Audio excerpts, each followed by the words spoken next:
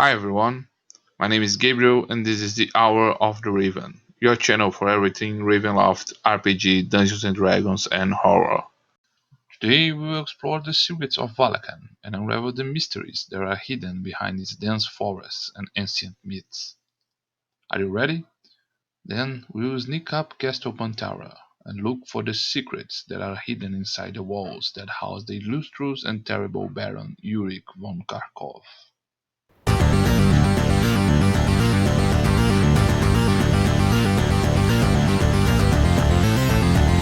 Hour of the Raven.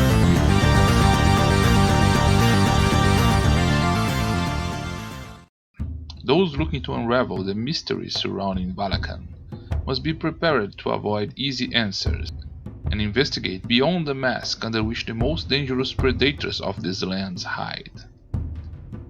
In the religion and culture of Valachan, the ancestral spirits of animals and fairy creatures inhabited these lands from time immemorial.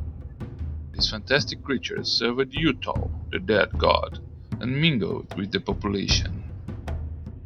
Among the most clever servants of Utah is the spirit of the panther, who in a remote past suggested to the divinity to sacrifice itself to pacify the lands of Valachan, uniting native and invaders in a single population.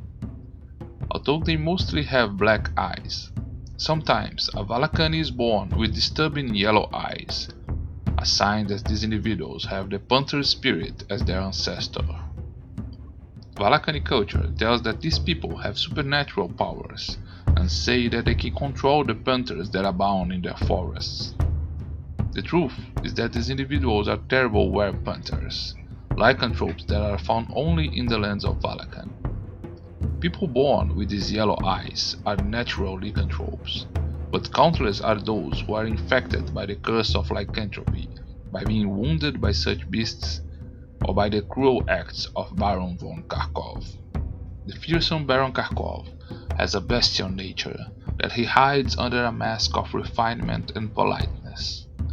The Baron began his existence as a panther in a distant world, but by powerful magic he was transmuted into a human form. A life of horrors followed his existence as a human, until Ulrich von Karkov was transformed into a creature of the night, a vampire of the Nosferatu strain. He is able to assume the form of a panther, and in this bestial form he can transmit lycanthropy with his bite, and uses this power to create his powerful guard, the Black Leopards. The soldiers are removed from their villages while they are young to serve the Baron.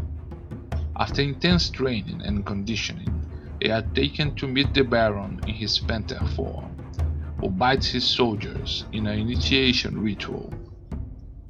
They are then infected with the curse of lycanthropy and will suffer from the effects of the disease until the next new moon, when after hard convulsions they will turn into hybrid beasts, half man and half panther. Black leopards infected in this way are under the influence of von Karkov and are loyal to the Baron. Although they always change under the new moon, on other occasions they are able to shapeshift at will and can only be wounded by silver and magic weapons. The black leopards are not the only predators hidden under their human face. The Baron also has some nobles and allies who are vampires of the Nosferatu strain. The White Fever, the terrible plague of Valachan, also has its origins in Baron Karkov's sinister secrets. The disease that causes pallor, dizziness, and weakness is supposed to be linked to the insects that plague the region. The truth, however, is that this plague has its origins in the strain of vampires known as Nosferatu, undead that feed not only on the blood of its victims, but also drain their constitution. The presence of a Nosferatu vampire can be easily discerned by the speed in which its victims begin to languish and die to quench his thirst. After only a few feats, the victim will wither and die from contact with the vampire, as a vampire needs to drain at least 4 constitution points per night to satisfy his thirst. However, Baron von Kakov imposes to himself and to his vampiric offspring a strict discipline while feeding in Valachan. Through shallow feeding, he avoids calling attention to himself and his servants, but he needs to feed on twice as many victims to quench his bloodlust. So, by orders from Baron Kakov, vampires drain only a little blood and a single point of constitution from each victim, but must feed on 8 victims per night. As a result, when a Nosferatu vampire is feeding, he rapidly spreads the disease known as the White Fever. When a vampire starts feeding on a particular community, symptoms of the disease quickly begin to spread, and a new outbreak of the White Fever is identified. As long as the vampire manages to maintain his self-control, the consequences of his feeding are not fatal, and with rest and a good meal, the victim is able to recover his constitution and health within a few days. Another nefarious consequence of this shallow feeding imposed by Baron Kakov is the massive domination of the population by Kakov and the vampires who serve him. A Nosferatu vampire managed to use telepathy to remotely dominate a victim that had been previously beaten. The shallow feeding guarantees von Kakov and his servant the possibility to dominate and influence the population of Valachan from a distance. This effect is responsible for the strange adoration of the population to the figure of the Baron Kakov, despite the tyranny and brutality of his government. The mysterious secret police known as the Cat's Claws, the Baron's source of information and intelligence, also results from the massive domination effect on the population. Baron von Kakov and his vampires command their victims to report any situation that might be of his interest to his soldiers, creating a vast network of informants without having to infiltrate a single spy among the population. Among Baron Karkov's vampiric allies, Lady Adeline is the most dangerous. Adeline is a vampire elf who keeps her face always covered by a veil, to hide her deformed and grotesque features. She is a vampire of the rare strain that affects only the elven people, and walks only during the day, hiding from the darkness of the night sky. She is the second in command in Valachan, and chief tax collector for Baron Kakov, commanding the Black Leopards while the Baron is in his daytime torpor. Her touch can deform her victims, draining their charisma. Originally an adventurer of the Sylvanest elven people, she was captured by a macabre cult, and in a profane ritual she was transformed into a rare vampire strain. Her horrible appearance and cursed condition drove her away from the elven communities. Wandering the world, her path crossed with that of Yuri Karkov, and the Baron and the elf formed an alliance of interest. She would have a safe haven in Valachan and the Baron's support, and in return would command his forces during daytime. Currently, she maintains on her property in Valachan a place known as the Scarlet Maze, near the border of Citicus and the Road of the Elf. Adeline created a labyrinth of briars and thorns, full of traps and monsters. Those accused of treason are thrown into this labyrinth by the Black Leopards, with the false promise that if they reach the center of the maze, they will escape punishment. Lady Adeline, however, always found her prey.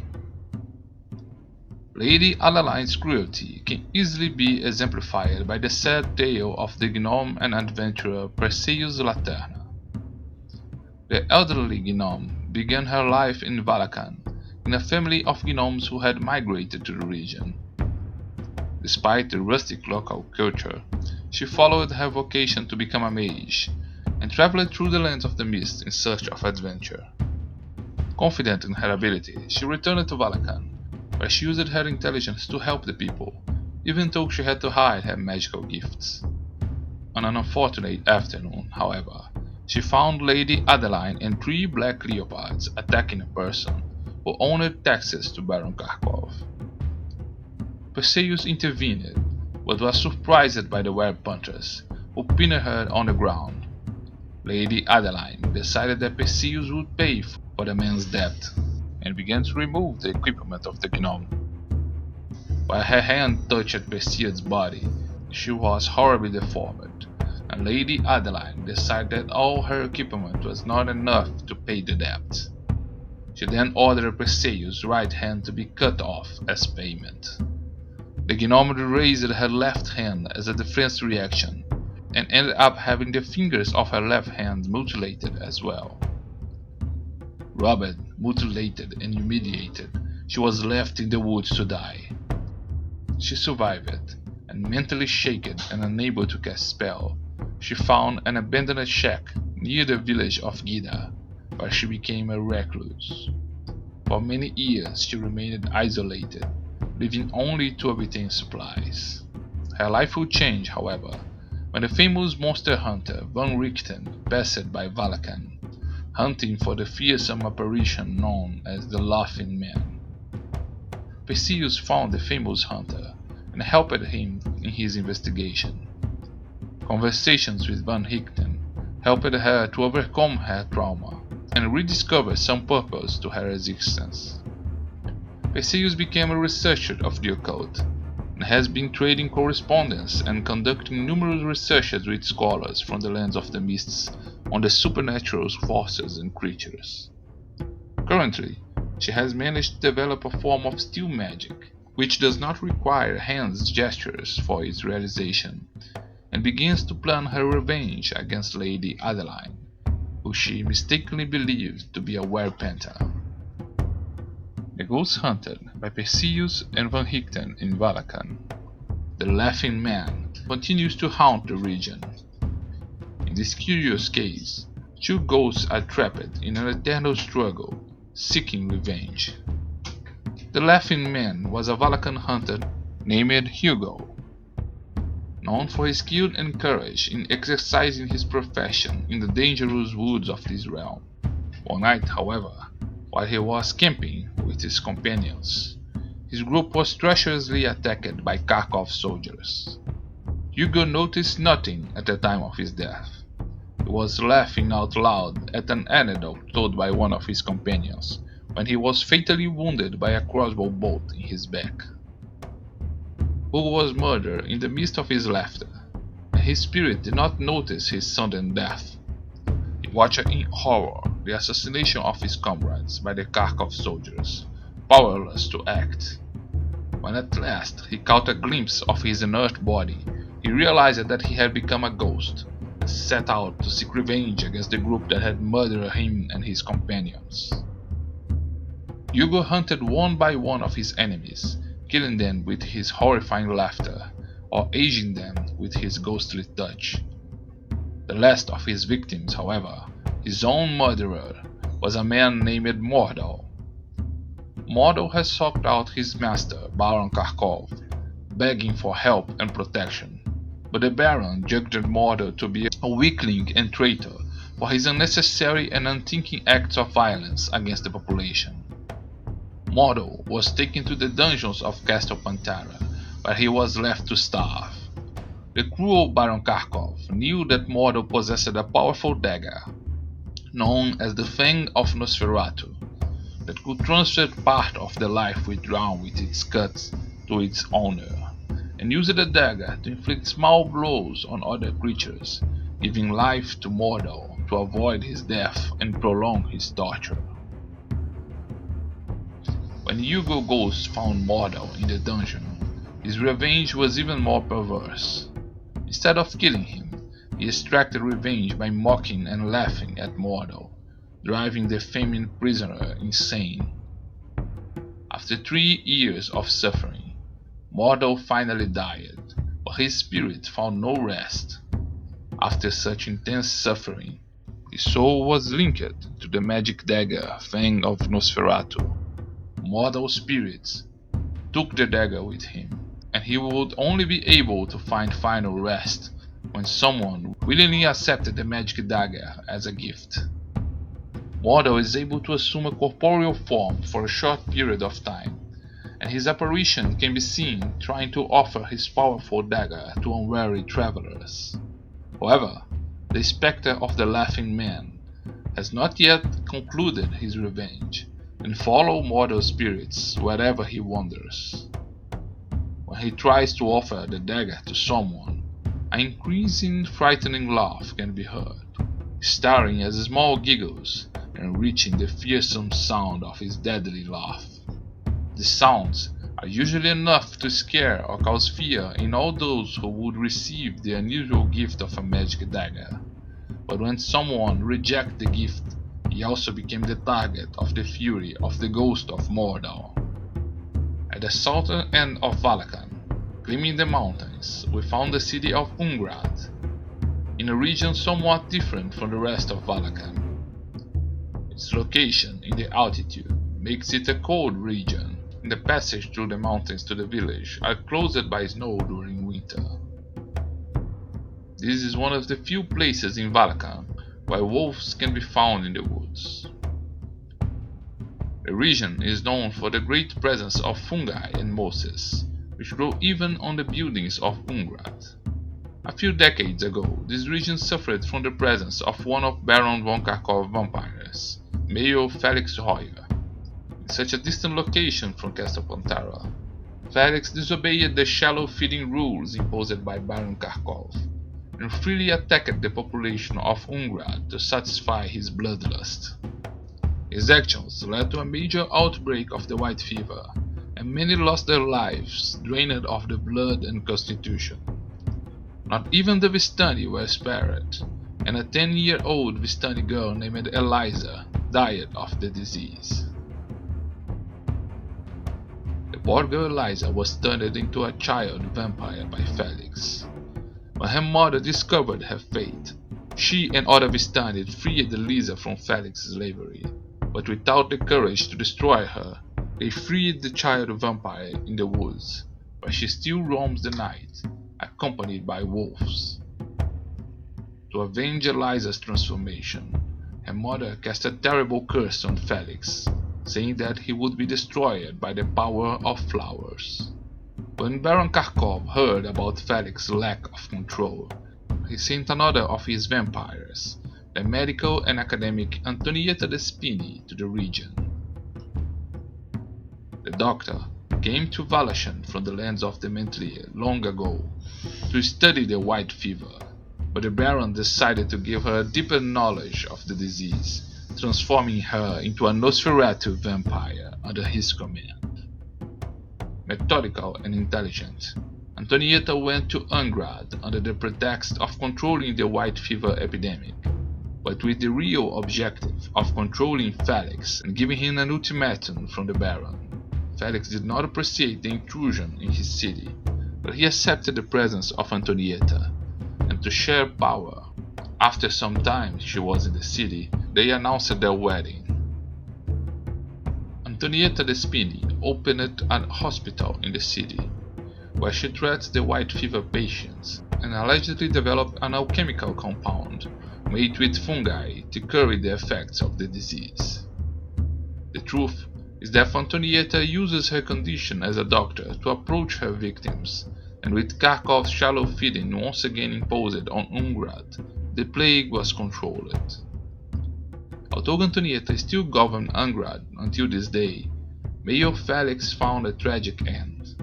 The powerful curse of the Vistani brought a group of adventurers to Ungrad, and the mists put them on a collision course with the mayor, who ended up being exterminated with the use of the rare flowers known as the Lily of Eternal Slumber. An important weapon against the creatures of the night, the Lily of Eternal Slumber, also known as Utah's Blood, is a rare plant found only in Valachan. According to folklore, these flowers only grow in specific places, supposedly where Utah's blood dripped onto the soil during the Valachan pacification process, and cannot be transplanted or grow elsewhere. These flowers have great powers against the undead, and can replace a sacred symbol for someone trying to ward off such creatures with the power of fate. Its touch on a vampire's skin has the same effect as holy water, and a necklace of these flowers, placed on a vampire neck, would burn him as if he were exposed to sunlight. If these flowers are placed on top of a coffin where a vampire is resting, they will keep the creature in torpor and inactive, unable to rise from its grave. A little further north of Ungrad is the city of Rothwald, a place where the tragic past of the brutal colonization left many scars. The city of Rothwald was where most of the massacres against the native people took place, and many were enslaved by the invaders to work in the numerous mines that were opened in the region. Perhaps, haunted by the violent past, Rothwald has been the center of dissent and uprising in Valachan. In recent decades, the population had risen countless times against Baron Karkov's tyrannical regime. Many explain this propensity for revolt by the influence of the ghosts of natives killed in the past. The truth is that Baron Karkov's control over the people of Rothwald is weakened by a powerful artifact. To the south of the city is the Hospice of Healing Hands, a place controlled by the mysterious witches of the Fate of Hala. This place holds a powerful relic, the Tale of Ages, a sacred book written by the 21 witches who founded this religion. The Tale of Ages has a strong aura of goodness, and no lycanthrope can get close to the artifact. Those who read from the stone can use many of its healing powers, and those who hear the reading of its sacred passages are released from any mental compulsion. The witches of Hala, knowing this effect, have made public readings of this book in Rothwald during the festival of solstice and equinox, freeing the population from the influence and mental domination of the vampires who serve Baron Karkov. Following the road to the north, we pass close to Castle Pantara, the curious fortress of Kakov, built in the middle of the woods, whose structure seems to resemble a feline lying on a hill. The castle is constantly patrolled by black leopards and is home to Baron Yurik von Karkov. In addition to his soldiers and other vampires who live there with the Baron, the castle is also the residence of the most recent Baroness, the woman chosen by the annual lottery to marry the Baron. Despite the title, these women are taken to the castle as prisoners, and only remain in the place till the Baron grows tired of their presence, when they end up perishing on the false allegation that they had succumbed to the white fever. A group of workers is assigned annually by the towns and cities to work on the maintenance of the castle and the surrounding lands. The castle produces preserved food that is sent and distributed throughout Valachan, but such food is sometimes sprinkled with Karkov's vampiric blood, making those who consume it more susceptible to his domination. At the northern end of Valachan is Helbenik, a city built around an ancestral tree. A huge building draws attention in the city, an old ruined tower, supposedly haunted by the spirit of Felkovik, a wizard who lived in the city.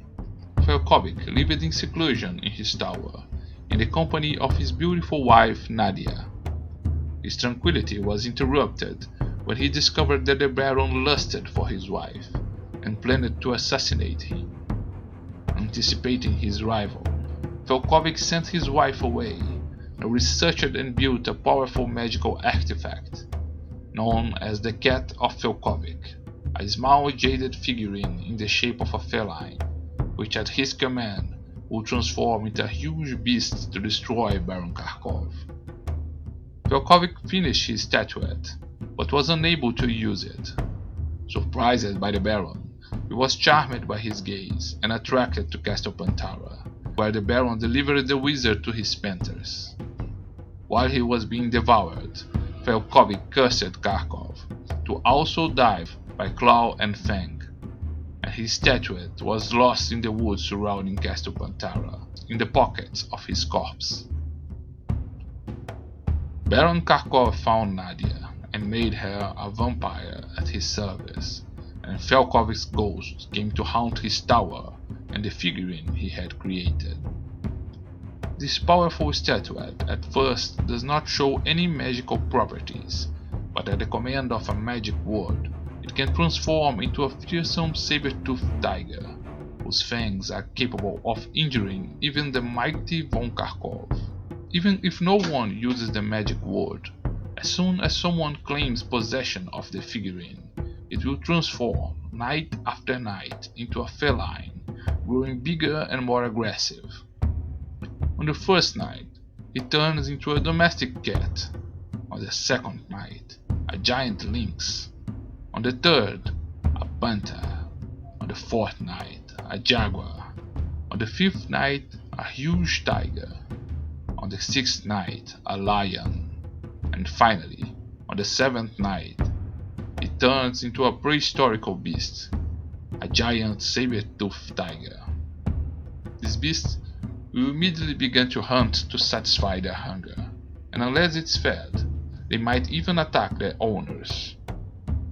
Falkovic spirits accompany and haunt those who have the statue, and will influence them to try to stand against Baron Kakov. After searching the woods and Castle Pantara, we find the legendary figurine of the Cat of Falkovic, an artifact of great power. Taking care, we search for a way to escape these dangerous lands, and we head north toward Mordant. However, our trip is interrupted in Helbenik, when somehow we are denounced to the Black Leopards, and coerced into accepting an invitation from Baron Kakov to visit him at Castle Pantara. Curiosity can indeed be a deadly habit for those who seek the truth in Valachan. Join us and subscribe to this channel, while we'll finally meet in person the infamous and tyrannical Baron Yurik von Kakov, the Dark Lord of Valachan.